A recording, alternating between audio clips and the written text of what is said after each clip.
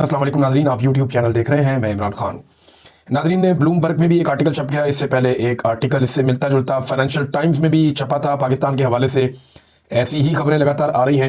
अब ब्लूमबर्ग ने अपनी ताज़ा तरीन एक स्टोरी लिखी है और उसमें उन्होंने एक नए पहलू से पाकिस्तान की मौजूदा सूरत हाल के ऊपर खुली चीज़ें सामने रख दी हैं। वो ये कहते हैं कि पाकिस्तान में जो पहले खुली फौजी बगावत हो जाती थी या कोई मार्शल लॉ लग जाता था, अब वो अब नहीं है। अब पाकिस्तान में एक नए तरीके से एक नरम और छुपी हुई फौजी कब्जे की कोशिश की जा रही है। गुज़िश्ता चंद सालों में एस्टेब्लिशमेंट ने सियासत, मईशत और इदारों पर अपना गलबा काफ़ी हद तक मजबूत किया है और वो उन पर कब्जा करते जा रहे हैं। और ये जो मौजूदा आईनी तरमीम है, ये उसी सिलसिले की एक कड़ी है। आर्मी चीफ जनरल आसिम ने इजाफी इख्तियारात हासिल कर लिए हैं और शहरी क़यादत से लेके आला मुकाम और ये उन्होंने अपने लिए एक वो भी हासिल कर लिया है, किसी किस्म की उनकी प्रोसिक्यूशन नहीं हो सकती, उनको इम्यूनिटी भी मिल गई है, यानी इस्तिस्ना भी उन्होंने हासिल कर दिया उम्र भर के लिए। अखबार ये बताता है कि पाकिस्तान को जो फ़ौज को वापस पाकिस्तान के अंदर एक बहुत भरपूर ताकत मिल रही है और फ़ौज जो कुर्सी के ऊपर बैठ रही है, इससे पाकिस्तान को मुस्तकबिल में शदीद पछताना पड़ेगा, क्योंकि ये ना सिर्फ जमहूरियत को ख़त्म कर देगा पाकिस्तान में, बल्कि मुल्क की माशी इस्तेहकाम और समाजी तरक्की को भी बुरी तरह खतरे में डाल देगा। फिर उन्होंने बताया पाकिस्तान में हमेशा से फ़ौज ही तगड़ी रही है और माजी में कुछ ऐसी दहाइयाँ रहीं जिनमें ख़ासतौर पर फ़ौजी हुक्मरान ही यहाँ पर हुकूमत करते रहे हैं। लेकिन बहुत सारे वाक़यात ऐसे हुए जहाँ पे फ़ौजियों ने कुछ नाकाम मुहिम्मात चलाई, फ़ौजी डिक्टेटरों ने या जर्नैलों ने।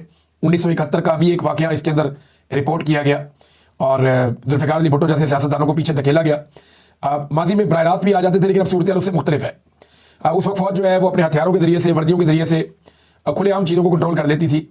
लेकिन अब उन्होंने सियासी जमातों को कंट्रोल करके, मीडिया को संभाल कर और जो अहम तरीन सनतें हैं जैसे टेलीकॉम सेक्टर हो गया, बैंकिंग हो गई या रियल स्टेट का एक सेक्टर हो गया, इन सब में अपने कारोबारी मफादात को उन्होंने बहुत ज़्यादा बढ़ा दिया पाकिस्तान की फ़ौज ने, और जिससे बाकी जो शहरी इदारे हैं वो कमज़ोर पड़ गए। फ़ौज का मुकाबला कोई और नहीं कर पा रहा और जितनी भी मुखालिफ आवाज़ें हो सकती हैं डिक्टेटरशिप के खिलाफ या फौजी कंट्रोल के खिलाफ, वो पाकिस्तान में कमज़ोर पड़ती जा रही है। वो ये कह रहे हैं जो मौजूदा तरमीम हुई है, इसकी वजह से आसिफ मुनीर साहब को बहुत वसी इख्तियारात मिल गए हैं और सियासी फैसलों में उनका किरदार फैसला कुन हो गया है। अब वो जो बाकी सियासतदान हैं उनसे बहुत बालातर हो गए हैं और आइन जो है वो पहले तो फ़ौज को जवाबदेह बनाता था, लेकिन अब ये खुद जवाबदेह नहीं रहे।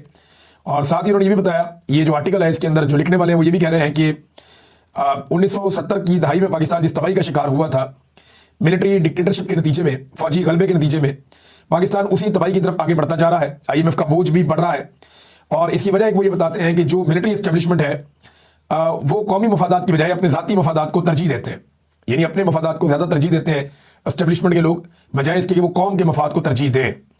और फिर इसी आर्टिकल में लिखा गया कौम अगर खड़ी ना हुई, आवाम इसके खिलाफ खड़ी ना हुई, तो पाकिस्तान माजी की गलतियों को दोहराकर मुस्तकिल